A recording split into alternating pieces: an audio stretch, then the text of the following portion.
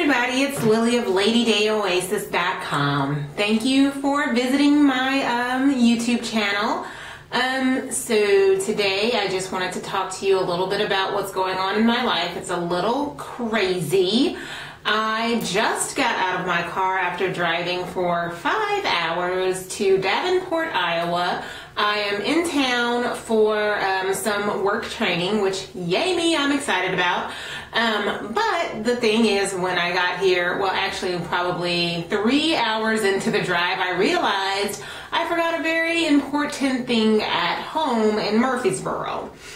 So this week's tutorial is going to be really interesting. I left my foundation, my flathead foundation brush, my contouring brush. I left my eyebrow pencils and eyebrow setting gel. I left my foundation and my powders that I use to set my foundation, as well as my concealer. Yay! I'm so freaking happy. I am very blessed to have made it here safely and gotten to my hotel, and it's really nice. So I don't want to complain, and thank God there was a Walgreens right down the street. So I am a little concerned though, because Davenport, I'm right on the river and it's beautiful, but it is so humid, like crazy humid. And so I'm really used to very good products that I can put on my extremely oily skin, and sometimes I still get a little shine, but not to the point where it's unbearable and I can't take it and I have to like wash my face. So I'm a little nervous about tomorrow meeting these very important people in my company and not wearing good quality makeup. And I take that, I don't want to say that the products that I purchased from Walgreens isn't good quality. It's just not the quality of makeup that I'm used to and my skin is used to, so I'm a little tiny bit nervous about it. But lucky for you guys, you get to see me create a look using some pretty basic cosmetics, so yay for you. Okay, hi everybody. It is very early in the morning. I'm getting ready for work here in Davenport, Iowa.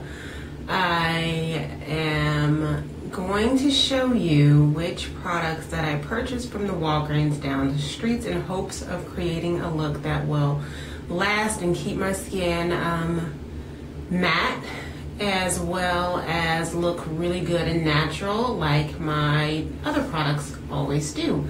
So the first thing I knew that I would need is a primer. This is the Stay Matte Primer by Rimmel London. I obviously would need a foundation. This is the Fit Me foundation in 3030 Toffe Caramel. It is a matte poreless foundation, and I am very excited to use it. We'll see how that works out.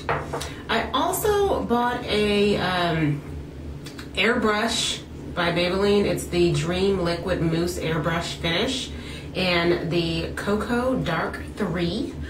I knew that I would need something to contour and help bring some definition back into my face. So I got it a little bit darker than normal. Usually I use a powder for that, but I couldn't find a powder that was dark enough for my skin at this particular Walgreens. I'm also going to be using the Maybelline Master Conceal by FaceStudio concealer. We'll see how well that covers these guys. And I will be using a Maybelline brow pencil to fill in my brows as well. Now I do have my flathead brush that I normally use, so I'll apply the concealer to highlight my brows using this brush. As far as putting on the liquid foundation, and oh wait, one last thing. I got some finishing powder by Wet n Wild, just because I started to see that the bill was kind of starting to get high and I needed to keep my cash. So I got it, the Wet n Wild. I'm going to give it a try, see how it works. If it doesn't work, then I can see if I can return them, but I don't know that I'll be able to. If not, you know, I can use it for Abby. So I'm also just going to be using a wedge to particularly around my eyes, and because I'm really nervous about this concealer caking up, especially since I don't have a what I feel is a good quality finishing powder. So, and I do not have a finishing spray, so I am going to try to put this on as light as possible, but still get the same coverage. To do that, I am going to be using just a Wet n Wild foundation brush. The brushes at the Walgreens were so stinking expensive, and knowing that I got great brushes at home, I just could not bring myself to buy another set just for this trip. So we'll see how this works. All right, here we go. I'm gonna go ahead and put on my nice new primer. So what I really liked about this primer is that it really, although it felt really creamy going on, it was very, very matte. I really, really liked that. So the next thing that I did was put on my concealer. Concealer was very thin. I really liked it for that purpose. But in comparison to my Mary Kay Under Eye Concealer, I like my Mary Kay Under Eye Concealer a little bit better. I didn't need as much moisturizer when using this particular primer by Maybelline, but it did not cover as well as my my regular concealer that I use. And it seemed like I had to use a lot of it to get the coverage that I wanted. So this eyebrow pencil is an epic fail. It was so stinking soft, and it just smeared. I didn't like it at all. But, you know, life goes on. So the concealer worked pretty good as highlighter, and so it made my brows look a lot better. And then I just set it with my Revlon charcoal color shadow. Honestly, the Fit Me foundation was very, very, very thin, and I had to blend it a little bit with the darker foundation by Maybelline just to get the right color. It went on pretty smoothly, but because it was so thin to get the coverage that I wanted and the blending that I wanted, I had to use a lot of product on my face, which I'm not used to at all. And it took forever to blend with this Wet n Wild brush. Now, obviously, can't blame Wet n Wild for that because the brush is not a foundation brush particularly. It is a powder brush that I had to use as a foundation brush, but still, I used a ton of foundation on my face, which is not necessary. The next thing I did was I went ahead and started to contour my face with the Maybelline darker foundation. And this foundation I actually really, really, really liked.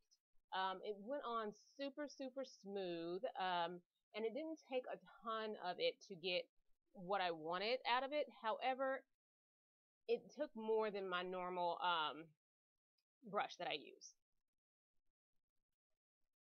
And then the blending, again, took forever. It seemed like I was blending for an hour, and I'm sure it looks like I've been blending for an hour on the video. But to get the look that I wanted and to really mimic what I normally look like with my regular foundation, it just took a lot more effort. The setting powder was okay. It was kind of very clumpy almost when it was picked up. It wasn't as light and powdery as I expected it to be. But again, I really did like the concealer. I did have to apply more of it to get the look that I wanted. So basically what it comes down to is it seems like I use a lot more product for these particular products than I do in comparison to my favorite Mary Kay stuff. So then I went ahead and just applied my makeup as normal, as far as like the eyes, which turned out to look great because I did actually have some of my color cosmetics with me. But at the end, it turned out great, and I did like it. But towards the end of the day, my brows were kind of sweating out. The foundation didn't look terrible, but it did start to look a little pasty almost because I had to use so much of it. But overall, I think it did well. Thanks for watching, guys.